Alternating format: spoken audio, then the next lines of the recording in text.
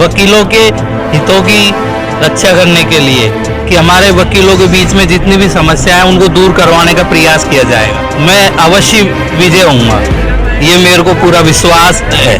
उसको लागू करवाने का पूरा प्रयास किया जाएगा। एक कदम आगे उठा रहा हूँ कि साहब मैं इसमें बाहर में आऊँ और इसको लागू करवाने का प्रयास किया जाए। चुनाव एक खेल की तरह है, हार जीत से कोई फर्क नहीं पड़ता है। योजना भाई साहब वो होती है जो हमेशा टूट जाती है। लॉकर व्यवस्था, जो नए बच्चे हैं उनको एक लॉकर व्यवस्था तो हो। हमारे पास अभी मौजूद हैं एडवोकेट विपुल जैमन। विपुल जैमन चुनाव लड़ रहे हैं राजस्थान हाईकोर्ट बार एसोसिएशन का, और शायद इनका इस ज़िंदगी का वकालत के इतिहास में शायद पहला चुनाव है। इनसे हम बात करेंगे और इनसे सवाल पूछेंगे और इनसे इनका जो घोषणा क्या है वो भी हम इनसे जानेंगे, और ये भी जानने की कोशिश करेंगे कि अगर ये इलेक्शन जीतते हैं तो फिर ये वकीलों के लिए क्या कुछ भला करने वाले हैं। विपुल जैमन, बताओ आप चुनाव क्यों लड़ रहे हो, पहले तो ये बताओ।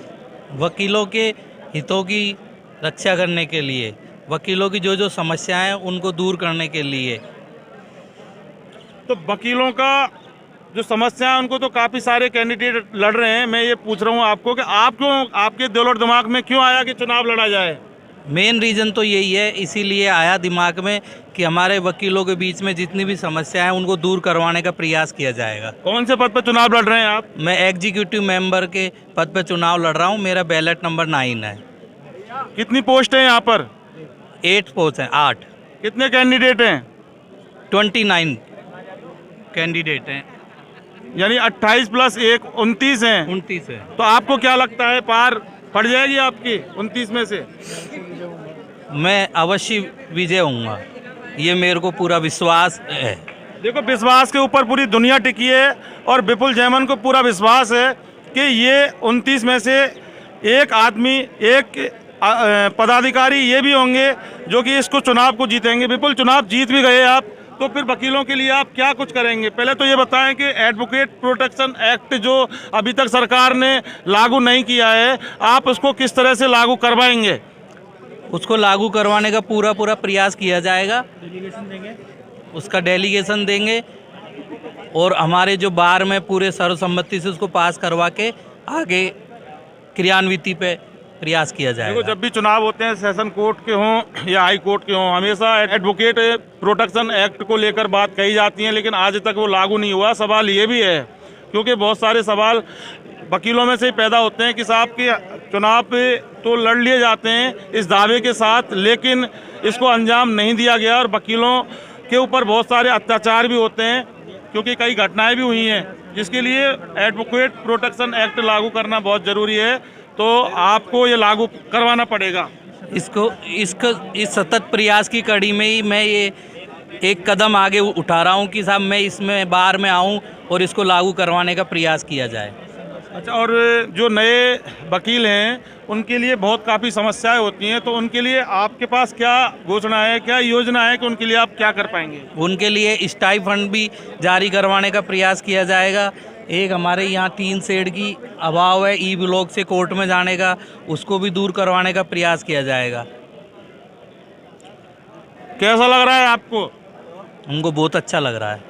Full confidence? Full confidence. अब करोगे वकीलों का भला? हाँ, पूरा। विपुल जैमन का साहब कहना है कि अगर पहले तो इनको अपने ऊपर काफ़ी भरोसा है, मतदाताओं के ऊपर भी इनको काफ़ी भरोसा है, और इनको लगता है कि इनको निकलना चाहिए, लेकिन चूंकि फैसला जनता करती है, इलेक्शन कोई भी हो, और ये इलेक्शन है ना कि सलेक्शन, तो इनका ये फैसला ये ही तमाम वकील मतदाता हैं वो करेंगे। लेकिन सबसे बड़ी बात यह है कि विपुल जैमन का जो कॉन्फिडेंस है उससे कहीं ना कहीं होके यही लग रहा है कि चुनाव जीत सकते हैं ये, और वकीलों का भला भी कर सकते हैं। मुझे आशा ही नहीं, पूर्ण विश्वास है कि मैं जीत जाऊंगा। आशा ही नहीं, पूर्ण विश्वास है विपुल जैमन को कि मैं जीत जाऊंगा। और हमारे साथ अभी एक और उम्मीदवार मौजूद हैं, अभी चित्रांक शर्मा हमारे साथ मौजूद हैं। ये चुनाव लड़ रहे हैं, जॉइंट सेक्रेटरी यानी संयुक्त सचिव का चुनाव लड़ रहे हैं। आपको कैसा लग रहा है कि आपकी स्थिति क्या लगती है? कितने उम्मीदवार हैं आपके इस पद पर, और भाई साहब इसमें 5 उम्मीदवार हैं। 5 उम्मीदवारों के अंदर मेरा बैलेट नंबर 5 है। मैं जॉइंट सेक्रेटरी संयुक्त सचिव के पद पर चुनाव लड़ रहा हूँ। उम्मीद ऐसी है कि चुनाव एक खेल की तरह है, हार जीत से कोई फ़र्क नहीं पड़ता है। और बाकी चीज़ है कि आगे जो प्रक्रिया है, जो भी चुनाव के दिन जो मतदाता आते हैं उनके स्नेह और प्यार से ही चुनाव जीता जाता है।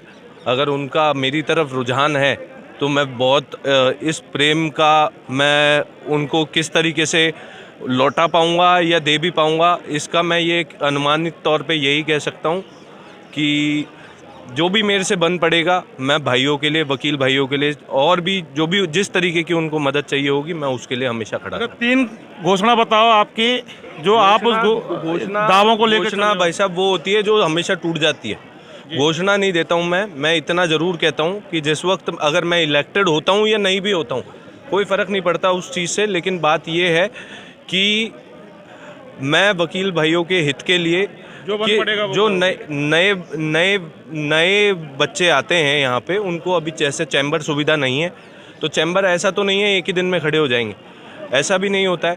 तो जितना भी है मैं यहाँ पे एक कुछ ना कुछ रिप्रेजेंटेशन देके बार को या किसी भी तरीके से पदाधिकारी होते हुए भी या नहीं भी होते हुए एक रिप्रेजेंटेशन दूंगा ज़रूर कि लॉकर व्यवस्था जो नए बच्चे हैं उनको एक लॉकर व्यवस्था तो हो ताकि वो हेलमेट, चाबी या अन्य चीज़ उनकी महत्वपूर्ण चीज़ें जैसे कि बैग, फाइलें ये रख पाएँ।